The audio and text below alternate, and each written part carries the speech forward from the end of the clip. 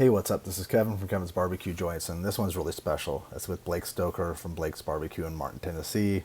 But 3 days from now, I'll be able to say it's Blake Stoker from Blake's at Southern Milling because Saturday, March 19th, is the last day that the trailer will be open. So I wanted to get his mindset and hear all about the new place. Around April 20th or so is when they're shooting to be open. I'll put all the social media below that to follow so that way you can know the exact date, but that's what they're shooting for. But I wanted to get his headspace as to what he was thinking now that the trailer is going to be closed, and he's created something really special there and created a connection with all the customers. So this is a big deal. So we get all into that. We talk all about that. We talk about what has happened along the way to make him more comfortable with transitioning to the brick and mortar. And then we get into the brick and mortar, and I'm not going to go too much into it because Blake gets into it and it just sounds so amazing. I've seen photos. If you're listening to this on the podcast side, I would definitely, at the very least, jump after to the YouTube side. I'll put a link to that because there's going to be a tour at the end. He does an exterior tour. It's beautiful. It's gorgeous. It's a 100 plus year old mill that they've converted into a barbecue joint. We go over the proposed days of the week that reopen, the hours, the menu, the additions to the menu. It's going to be amazing. We talk about the pit room and the pits, and it's a big deal. It's a really big deal, and it's going to be a destination spot for you. I'll put a map below. That way you can find out where it is for if you're going to Memphis or going to Tennessee, you're coming up from Texas. You're going to want to visit it. I am so proud of him, happy for him and his family and his team. So sit back, relax, and listen to Blake talk about what it's been like and the schedule of getting this thing open. And I think you're really going to dig this. And if you're enjoying these, please subscribe. That way you don't miss out. I do 2 or 3 of these per week. I have a website at kevinsbbqjoints.com. But at the end, stay safe and visit your local barbecue joint, and especially visit Blake's at Southern Milling. That's a neat background too. This is definitely different than any background that we've had so far. Yeah, me and you for sure. It's been in the food trailer, maybe out by the smokers. Your mom's This place? is a different backdrop. And behind me is like the street. Oh, cool. Do you think? And I was thinking what we could do. Oh, that's neat. I'll keep this The part. trailer, the barbecue trailer is about a third of a mile that direction. That direction. And is it on that same side of the street? Is that red? It's on the same side of the street as I am. And this is episode 17 of my talk with Blake Stoker. It's at least number 4 for at least number 4. I think it might have been because we did the brisket slice trim. We did the brisket trim, so that would make it 5. Yeah, that make it. This is nice because you'll see the progression. I'm thinking about making a blog post that has all of our videos, so you can go back or people can go back and see like early Blake all the way to this exciting. I made a couple notes too because I have some questions I want to ask. But how's your headspace right now? How are you feeling? This is your last week. Yeah, it's good. I mean, it's going to be weird. There's just so much going on in general that I don't even have time to like decompress and really synthesize it right now. But I mean, yeah, it's going to be bittersweet. It hasn't hit yet. I don't think it will until Saturday whenever we're down to, like the last half of brisket or like, oh, there goes the last rack of ribs, Yeah. So I think it'll start sinking in the end. But like, didn't think about we got another job fair on Saturday after we sell out 2 to 5. So it's not like I'm gonna, be going from work to that. So maybe Sunday after church, your mind will maybe that'll be during church, your brain will go. Yeah, I won't be. Excuse me, Brother Will, but my mind will probably be elsewhere, synthesizing this whole thing. I think he'll understand you. Maybe he'll come. Yeah, he gets it. He texts me like every morning, like hope you make it through. Kind of like he and I text, kind of like me and you do. Like, that's great. Yeah, he's amazing. I'd like to meet him someday. That's exciting. That's it. Yeah, it'll be nice to commune with him too. Like he'll be able to come to your place and eat and. He gets above a co pretty often. He's a good man. He's a smart man. He's a good. Well, that's this is but this is for people that don't know. Okay, well, first off, we'll say good afternoon, good evening for you. This is the last week in your trailer. How many weeks or how many years have you had that trailer? How long? When did you open exactly? What year? I forget. Opened in Dresden at the original location in May 2016. Okay. And it was sort of off and on because I was still in college. It was just a summer gig for the first 2 summers. and then did it one more year in Dresden, 2018. So that was the third year. And then we've been in Martin full time, like minus vacations, trips to Texas and whatnot. Have been full time down the street about a third of a mile since April 2019. So it's been coming up. We'll be just shy of 3 years at our Martin location. Wow. And then so basically 6 years altogether. 6 years out of a trailer and since then things have really progressed, because now you have a team, not that you couldn't depend on your team before, but you have a team that can cook, that can help. I think you've created a team around you. Do you want to discuss that a little bit about how you feel? Yeah. So basically prior to 18 months ago, any piece of meat that went out the window for sale had gone through my hands from start to finish, out of the vacuum seal, whether it was a brisket or a pork butt or whatever. Everything from taking out of the pack, trim, season, cook, cut, the whole deal was directly through me. And it's just crazy. Which is crazy. And not in giant volume most of the time. So it was manageable. Yeah. But it was a lot. To do all that, no matter what the volume is, every day is really just about too much. It was great character building. And I've sort of been there and done that, know how it feels, which is great experience. But about 18 months ago, Libby came to work. And to give you the long story short, the first 5 or 6, 7 months, I was not capable, or I did not know how to properly let go. So she was learning, but I was being a hold up in her learning process, because I'd been doing it for it makes sense 4.5 years all by myself. So it took me some getting used to let go. But fast forward, actually, I'll tell you the day me and her talk about her and I talk about it all the time, but it was Super Bowl Saturday of 2021. Okay. Yeah. Was the day that it was final. We had too much going on. We were too busy, and I had to finally cut the cord and be like, "You've got it. I'm not going to be able to get it." Meaning I was having to cut pre-orders or whatever. So that was sort of the day, the coming to life. Or like that was the moment where it's like she's got it, and it was good for her and good for me. But since that time, she does it all. I mean, she's a blessing beyond belief. And honestly, I tell her she's as good of a Texas style barbecue cooker that there is out there. Wow. She's got to be in the top 1% of barbecue cooks ever. And I'll go to I hate to say go to my grave, but I tell that, right, for a long time from now. Yeah. But she crushes. And did you think that was going to be the case? Like, did she come on board knowing that, or did she come on board just to kind of? She came on board to cook and to grow into that position, because I always knew this day was coming to where I was going to have too much going on managerially. Not that I'm trying to paint myself as being a great manager or business person, but I'm having to spend all my time in meetings and on the phone and in banks and insurance, you name it. So that was the plan. So it's just a plan come together, really. And then you got someone else too. And then Joe Houston, it's hard to explain, but he's a cousin, like a second cousin by marriage.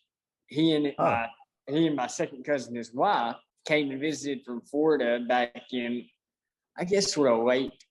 No, it wasn't late fall. It was it would have had to have been probably, it's been it was almost a year ago, I guess. Time flies. But came and visited, showed him in the meal. The meal, it was a lot different than it is now. But showed him through the meal. They were visiting for a couple of days, caught up with him. First time I'd ever met him. But I could tell as soon as I met him, I just got a way of a gut feeling that goes with meat. I can smell when brisket, ribs, things are getting done, but I have a gut feeling with it. Like, I know it doesn't seem like turkey should be ready yet, but something, I just get feelings in my stomach, like, we might need to check that. But anyhow, I get that feeling about people as well. I call it the radar. but I could just tell he's a good dude and would be a hard worker. So, like everybody over the last few years, I joked at him. Now I know y'all live in Florida, but if you need a job, we got a place for you. So we joked about that for a couple of days, and then not a week after they went home, I got a call one evening about this time, and it was him and my cousin Betsy, and that's Joe and Betsy Houston, saying, "Hey, were you serious about that?" And yeah, I'm serious. Would love it. And lo and behold, they got their, not affairs together, whatever you call it. They got their, their details figured out, and by gosh, moved from Florida, Saint, not what is it, Saint Cloud near Tampa, I guess. Okay. And just moved up here, just full blown. And he moved up here and started the week after the Heart barbecue collab thing he did with Scotty and Harvin Hart. So he's been with us since October, and it's doing great too. He's not quite as far along as Wibby, just out of sheer experience. Yeah, makes sense. Yeah. Neither of them had any prior barbecue experience at all, besides, something like that. I'm not saying he hadn't cooked barbecue bologna, but zero real barbecue experience. Definitely nothing commercial. Is awesome too. I mean, great. The only reason I'm saying, to be fair, Libby's further along, but that's simply out of a year and a half versus 5-6 months. But he's just crushes as well. So they're a blessing beyond belief, and allowing me to spend time doing the things that I have to be doing, which is not necessarily. I don't really get to cook barbecue anymore, which I will whenever we move here. I think I'll have to, just to help out of the sheer volume increase. And I want to. It's where my heart's at. I've just been forced. Business and business cycle has forced me out of my original position as Blake the barbecue cook. Now I'm Blake the everything meeting goer, check signer, decision help maker, you name it. Well, and now because I want to talk about the mill. I want to talk about the transition and how far along you are and all those things. But what was this mill before? I was curious. I was thinking about that today. It was a mill. How old is this building? A grain mill. It was like a grain mill. So the way I understand it is, it's like you have farmers sort of like silos. So if you can see behind me. Oh yeah, I can see a silo. Yeah. That's an adjoining sort of grain mill that's still in operation. There's been trucks pulling in and out all day. So they pull underneath, and then they pull up beside those big silos, and it dumps grain in, from up top. But it was it was like that. So crop would come out of the fields, get harvested. Grain trucks would bring it here. And whether it was wheat or corn or soybeans or whatever, it would get milled here maybe. Now all I know about is barbecue. And now I know a little bit more about like soffits and recessed lighting. And I see some recessed lighting behind you. Yeah, and all that stuff. So that's one thing this process is something. Before this, I knew nothing about the whole Chip and Joanna design stuff, and now I know a little bit more about HGTV.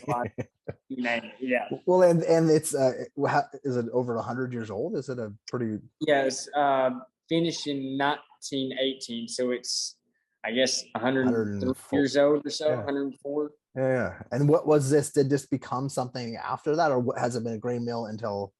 It was just. I think it was in operation until the maybe early 80s, and it's kind of just been mostly stagnant ever since. Wow. So it was if we hadn't have done something with it, if somebody hadn't have done something with it soon, it probably would have deteriorated and just gone away. But it's a landmark. Everybody's really excited that we've kept it alive and revived it, because it's been a landmark. Oh, I'm sure. Right. It's been a landmark in town for years. And, that we have 80-year-old men say, oh yeah, I used to go there to get grain with my granddad, whenever I was 10 years old. So, people talk about memories they have in here from 40 and up to 80 years ago. You're going to go, a lot of people walking in and feeling those weird vibes and looking around and telling their kids or the grandkids like, hey, that's going to be really neat, and to be able to eat food in a place that they potentially worked at or visited and got their Right. grain. Wow, that's Yeah, it'd be cool. spectacular. A lot of nostalgia too, but I don't have any direct old memories here myself. When you took it over, because it was so old, were there a lot of difficulties because it's an old building? Yeah, I had to get engineers come in and check structural stability and do some, at the early stages of construction, there had to be quite a bit of, what would you call it, base structural work, beams getting put in, weight bearing beams and all that stuff. But to be honest with you, whenever the original engineers came in, they said this building was in as good of or better shape than any building they've ever seen in this age class, Really? in that 120 or so year old age class. They said it was in really good shape. Now it's still a 100-year-old building that had not been much inhabited in several years. So I mean, it was on its way out, I would say. We luckily got a hold of it, and it's transformed now. How long did it take to figure out the layout, and how long? Because I'm trying to think. I was trying to go back to see a lot of the texts and the photos and things you sent. How long has this process been going on for? It's been 3 years, just about. That's a good amount of time. Maybe not over 3 years, but if it's not quite 3 years, I'd have to do some research myself to remember. But yeah. Oh, it's been every bit. 2019, 2020. So 2020. Yeah, it's been a little over 3 years. I think we sort of started the process February or so, 2019. So right before, no, I guess a year before. Well, a year before, yeah. Everything went weird, but it was still, yeah. And I guess that time during the pandemic, time was different. It shifted, it changed it. So, and I'm sure it was. What did you have difficulties getting materials and things? Yeah, we had to shut down construction for about 6 months due to the uncertainty of was it safe to have employees, with that and with the supply chain, being able to get lumber, the price of lumber like doubled or tripled there for a while, which I mean, not that everything's not all doubled and tripled now too, but we finally just had to carry on with it. Yeah, definitely it's been the weirdest, arguably worst time in history to do this project, but I'd already committed to it. So yeah, because I remember talking to Aaron Feges about them, all the issues they had, but you had a different kind of monster that you were dealing with. Yeah, it's a monster.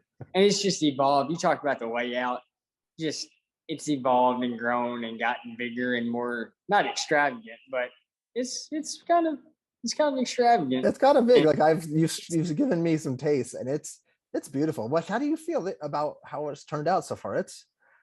I'm impressed.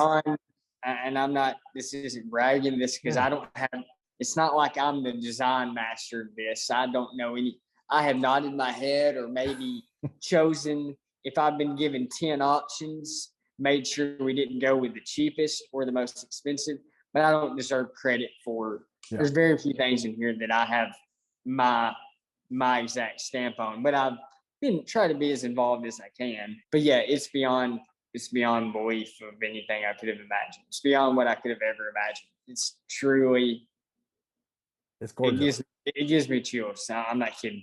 And only up until remember I sent you videos 3 or 4 weeks ago, 4 or 5 weeks ago?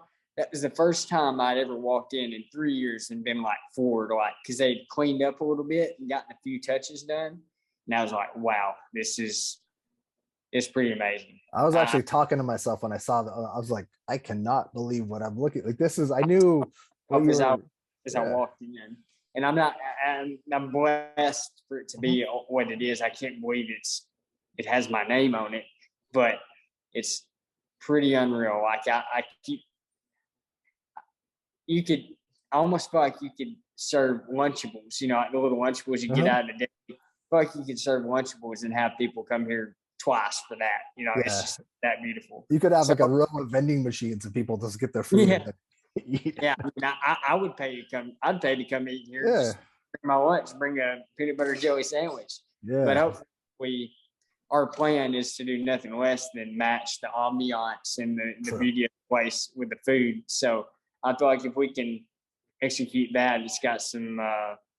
It's got You'll have some some longevity. Yeah. really cool, some really cool potential. Now, so Um, what? How much seating's indoors? And is there any? I don't remember you showing me outdoor seating. Is there any outdoor? so we're in we're in which that's my favorite wall right I there. love that wall. So we're in the entrance room. I'm sort of see those doors there. Okay. So that's the entrance. There's a door beyond those double doors. That's the to go only. So we're going to sort of have the to go only line. Oh, I see. And then, Okay. And then that wall right there is where all the portraits I'm getting from Lerma are going to go. So that's going to be, so this room is definitely going to be my favorite. And then I can't really tell, but if you can you see those doorways there? Yeah. Your fingers over it a little bit, but it's the bottom part. But I can see that that wall, that's the original wall. Yeah, the brick wall with the painting on it is original, but the wooden wall that I showed you after that, that's not original. Just from that alone, I think that would be. This is a very impressive room to begin. So is this a dining room part of the? Yes. So this will be the room that you enter in, and this will be part of the main dining. I would say it's not open air; it's enclosed, but it's almost like a sunroom because you can see it's a lot of glass here. The situation is though here almost every day of the year. It's not like California, San Diego, or Los Angeles where it's beautiful every day and not much humidity. Here every day, even if it's 75 and sunny, it's probably either really windy. There's a lot of flies, mosquitoes, the weather or something that keeps it from being really perfect or suitable outdoor seating conditions, dust, you name it. So this is the closest we feel like we can get to where if it's 100 degrees outside, we're sitting in air conditioning. If it's 10 degrees outside, which it gets here in the winter, it can be 70, 72 degrees and be warm, be out of the elements, but still feel like you're connected to that. So complete outdoor seating didn't make sense. But beyond that, right where you're sitting to your left, is there additional seating over there? Yeah, that'll be the real main dining room, where you'll fix your drinks. It connects to the bathroom area where staff will come in and out of the kitchen. So yeah, I'll walk us through there after we get done with our. Is there upstairs seating, or is that stairs? Yes, it's gonna be it's gonna be more private dining. Then there's a loft that connects to that. So off the front end, we're gonna try to wade into this only so much as we're able to handle it. So we're not going to be soliciting. But yeah, eventually we'll have spillover seating upstairs. And if nothing else, private dining for 20 with a spillover loft. And we could have bands play up there or something like that, Or have like steak nights or something. Right. Wow. So seating wise, you'll be able to capacity. Do you have any idea? Like, I don't want the fire marshal to listen to this and think, no, that's all good. If we had the bar full, the main dining room's full, and a party upstairs, or had it all filled upstairs, it's about 170. Wow, 168 or 170. That's a good amount of people. Yeah, it's a lot. Like I said, the upstairs is going to be used mostly for private dining, going to be rented out for small groups. Say it's a college football coaching staff, or the city of Martin. I'm not throwing the mayor out there, but say the mayor and the city planners all want to have lunch and meet, a prom group, something like that. A Christmas party or a parties, exactly. Well, that's really neat, and I'm sure everybody's like, Kevin, why'd you ask him? When is this opening? What's roughly, you're having another job fair this Saturday, and that's Saturday, right. What day of the week is it? I don't even know. It's 18th? April the 19th.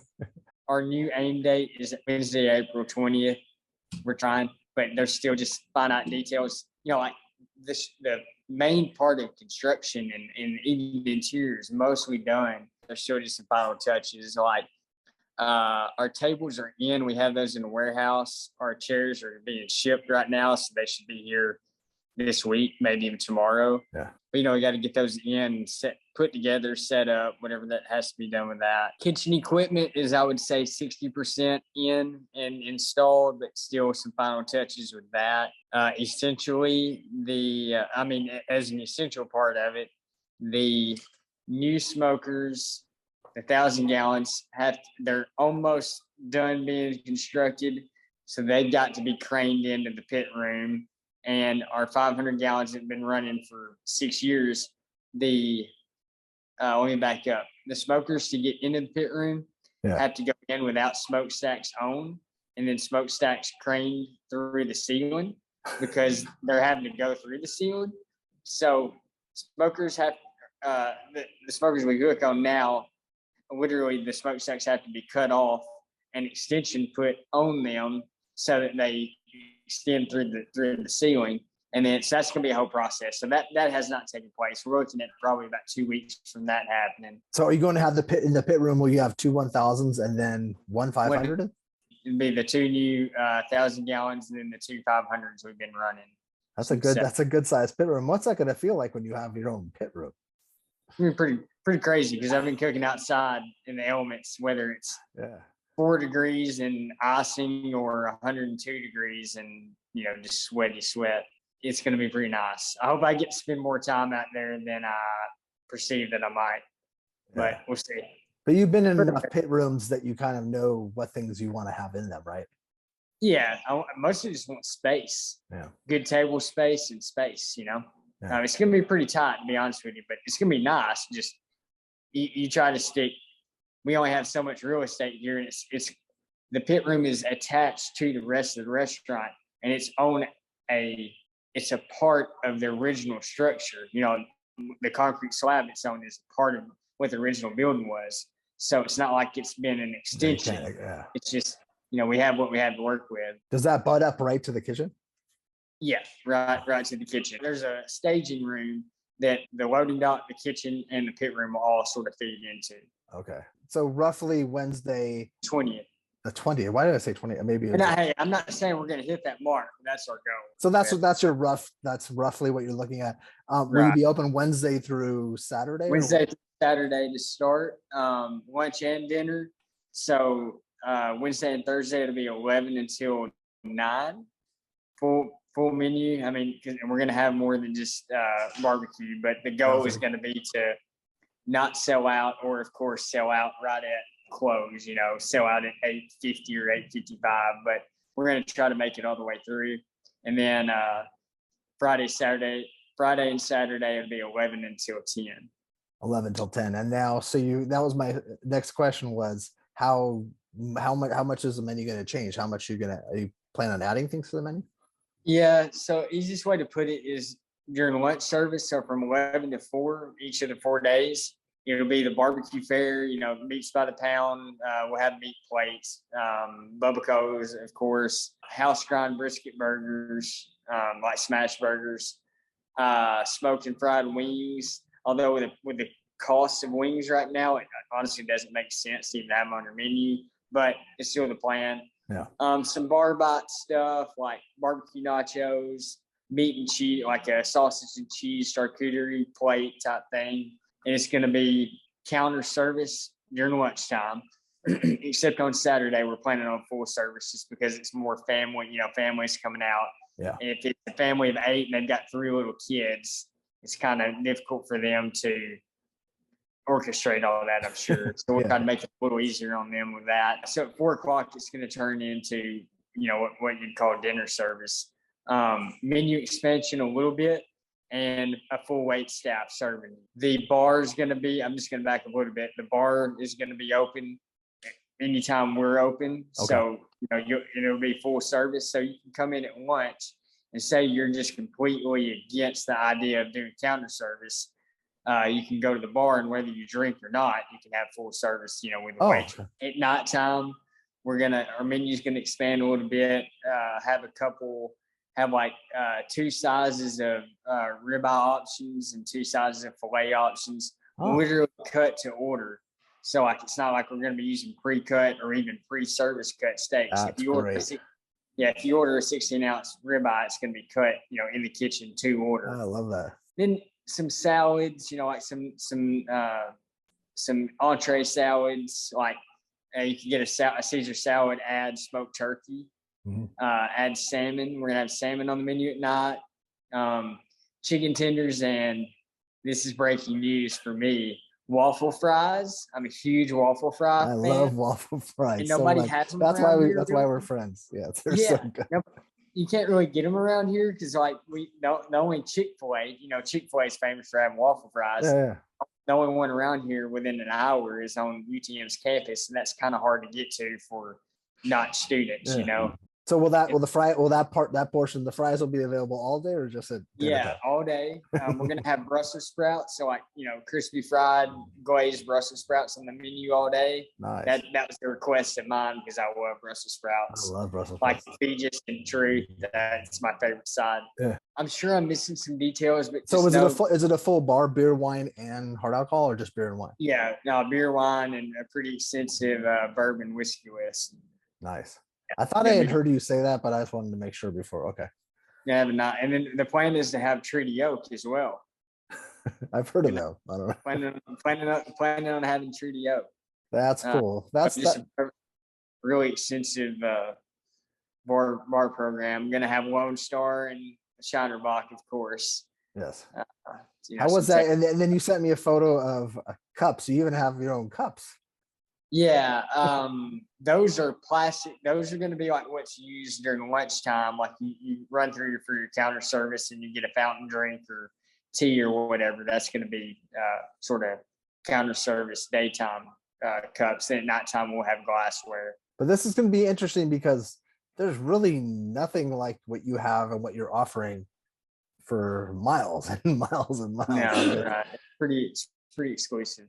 Yeah, is there anything else we're missing that you want people to know? Because there's people that you don't want people to start making their plans for a road trip quite yet, because you want to make sure that because there's a lot of hiccups potentially. Yeah, there's still potential hiccups, and I think we're gonna, if we're not open by the end of April, something's really going wrong. Okay. I feel confident in by the end of April before the 1st of May, but it could very well be right up to the bitter end of April.